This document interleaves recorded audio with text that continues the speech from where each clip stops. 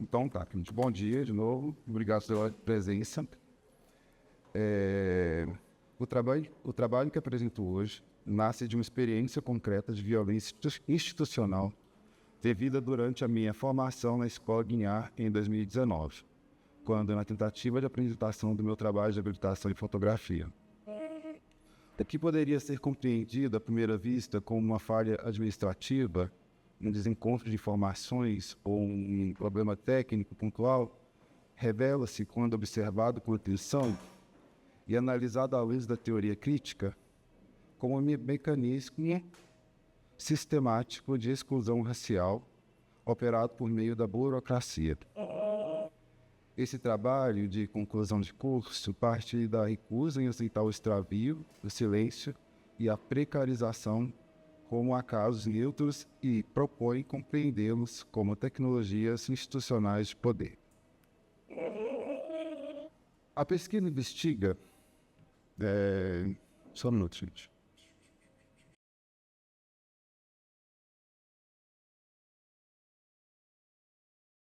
A pesquisa investiga aquilo que denomino necropolítica burocrática. Isto é, um regime de gestão que não elimina corpos dissidentes de forma explícita ou violenta, mas administra sua morte simbólica por meio de atrasos, indefinições, extravios documentais, falhas de comunicação e protocolos que nunca se controlam. Inspirado em Achille Mbembe. E em diálogo com as autoras e autores Grada Quilomba, Sueli Carneiro, Silvio Almeida, entendo que essa forma de poder decide quem pode existir plenamente no espaço acadêmico e quem pode apenas circular de maneira residual, sem acesso às condições materiais, simbólicas e efetivas que garantem reconhecimento, escuta e permanência. No caso analisado, a ausência reiterada de respostas institucionais à precarização deliberada da infraestrutura necessária para a apresentação do trabalho e a posterior produção de discurso administrativo que reconhece falhas, de modo genérico, sem responsabilização objetiva, configuram um processo de... Olha o meu inglês agora, gente. Gaslighting. Racial. Esses termos em inglês eu tentei procurar outras possibilidades, só que sempre na própria academia estava usando esses termos. Aí eu continuei deixando eles, mas esse ano não falo inglês não. Não se trata apenas de negar fatos, mas de deslocar afetos, de produzir dúvidas sobre a legitimidade da própria experiência vivida e de transformar a dor em mal entendido. O racismo, nesse contexto, aparece sempre como algo abstrato, contextual, difuso, nunca como ação concreta, mas ação concreta que demande reparação, revisão de protocolos ou responsabilização institucional. Este trabalho, no entanto, não se limita à denúncia. Ele parte da experiência do extravio institucional para propor uma resposta estética, pedagógica e política. A dor vivida não é tratada como trauma individual a ser superado em silêncio, mas como material de pesquisa, como arquivo e como força criadora. Chamo esse processo de transubstanciação afetiva, isso é, a transformação dialética da violência sofrida em potência de criação, de pensamento e de formulação pedagógica. Metodologicamente, a pesquisa articula análise documental, autoetnografia, teoria crítica racial e práticas de criação audiovisual. Documentos oficiais, institucionais, ofícios de registro administrativos são mobilizados como arquivos de poder e subtendidos em uma leitura contraforense, inclusive com o uso de modelos contemporâneos de inteligência artificial como ferramenta de análise discursiva. A IA não é utilizada para escrever o trabalho, mas para ler a instituição. Ao dissicar a linguagem colhida dos documentos oficiais, ela permite evidenciar padrões de silenciamento, estratégias de desresponsabilização e a lógica do apagamento racial operado sobre a aparência de neutralidade administrativa. Esse procedimento metodológico não pretende conferir neutralidade algorítmica à análise, mas, ao contrário, expor como o racismo institucional se sustenta precisamente por meio da linguagem técnica, da cordialidade burocrática e da diluição das responsabilidades. A frieza da análise algorítmica, nesse sentido, atua como espelho. Devolve à instituição a estrutura de seus próprios discursos, sem o verniz da boa intenção. Em diálogo com autores que discutem racismo institucional, necropolítica e a violência epistêmica, essa leitura contraforense ajuda a demonstrar que não houve apenas funções administrativas, mas a administração calculada de quem pode ser ouvido e de quem pode ser extraviado. Do ponto de vista artístico, a resposta ao apagamento institucional se materializa na concepção de curta-metragem, estruturada a partir da montagem dialética, inspirada no pensamento de Glauber Rocha e nas tradições do cinema novo e do terceiro cinema. A escolha pela montagem não é apenas uma decisão formal, mas uma tomada de posição política. A fragmentação, o choque entre imagens, a sobreposição de arquivos e corpos recusam a narrativa linear e conciliatória, produzindo uma experiência estética que obriga o espectador a se reposicionar diante de quem vê e do que escuta. Esse procedimento soma-se à dança afrocontemporânea, compreendida aqui como um corpo arquivo e corpo político.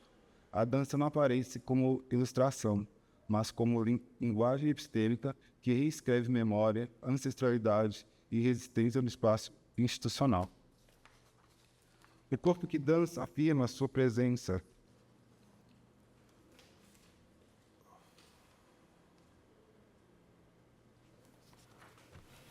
O corpo que dança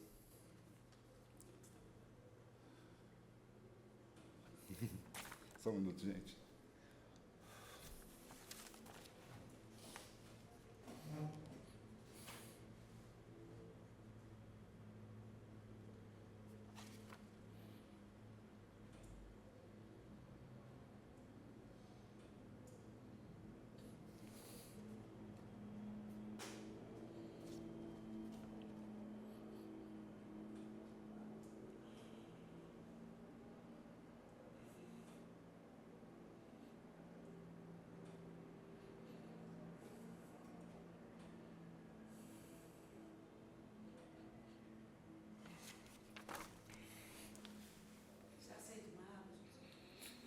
Eu vou tentar terminar aqui.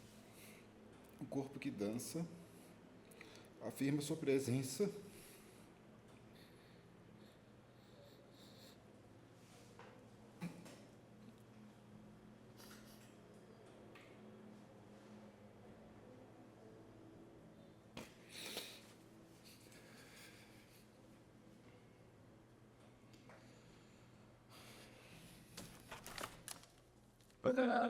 O corpo que dança afirma sua presença onde a burocracia tentou impor silêncio, lentidão e apagamento. Trata-se de um gesto de existência, mas também de produção de conhecimento, em sintonia com as concepções de oralitura e de tempo espiralar que atravessam as estéticas afrodiaspóricas. Esse curta-metragem é proposto no âmbito do trabalho, como um objeto de aprendizagem poético, diferentemente dos objetos de aprendizagem tradicionais orientados pela lógica da eficiência, da reutilização e da transmissão de conteúdos. O OAP opera como uma máquina inquieta de experiência. Ela convoca corpo, afeto, memória e imaginação, produzindo situações de aprendizagem que não se encerram em respostas corretas e avaliações padronizadas, mas abrem espaços de elaboração crítica e subjetiva. Ao ser inserido em contextos educativos, especialmente no ensino básico, no ensino médio e na formação docente, o AP é proposto permite que estudantes e professores reconheçam práticas de gaslighting, racial, reflitam sobre a permanência estudantil e construam coletivamente outras formas de cuidado institucional. A obra não ensina sobre racismo de maneira explicativa. Ela cria condições para que o racismo seja percebido, nomeado e enfrentado a partir da experiência estética e do debate coletivo. Nesse sentido, alia-se às diretrizes da educação das relações étnico-raciais e reconhece as experiências de estudantes negros como um ponto de partida legítimo para a produção de conhecimento. Esse trabalho também evidencia a violência institucional. Esse trabalho também evidencia que a violência institucional não se encerra com a aprovação formal de uma disciplina ou com a atribuição de uma nota. A ideia de que não houve prejuízo pedagógico porque houve aprovação revela uma concepção empobrecida da formação, que reduz o percurso acadêmico a resultados numéricos e ignora os afetos subjetivos, afetivos e existenciais da exclusão. A pesquisa demonstra que o dano não foi apenas administrativo, mas profundamente formativo, afetando a autopercepção, a saúde mental e a relação com o próprio fazer artístico.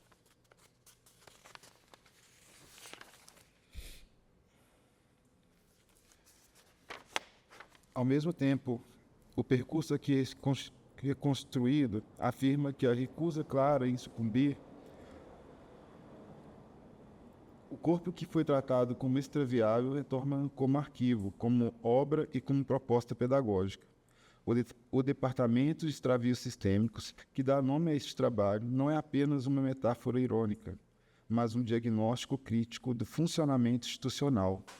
Nomear esse departamento é tornar visível aquilo que opera no silêncio, nos corredores, nos e-mails não respondidos e nos protocolos que nunca chegam a fim.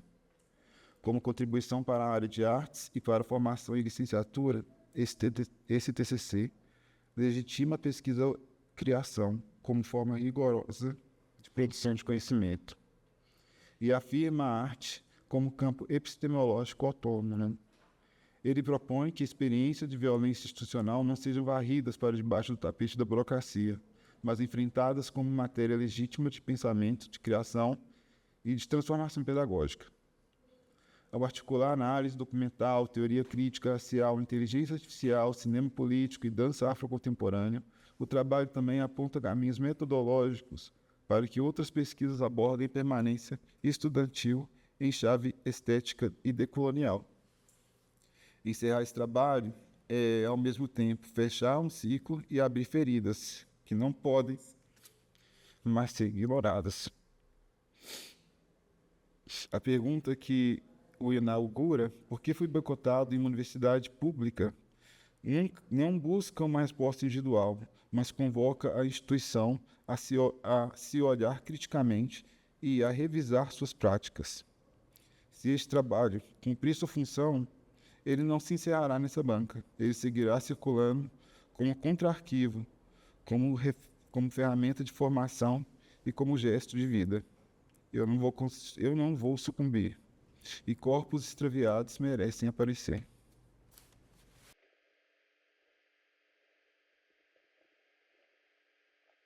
Coração do mar é terra que ninguém conhece. Permanece ao largo e contém o próprio mundo com o hospedeiro.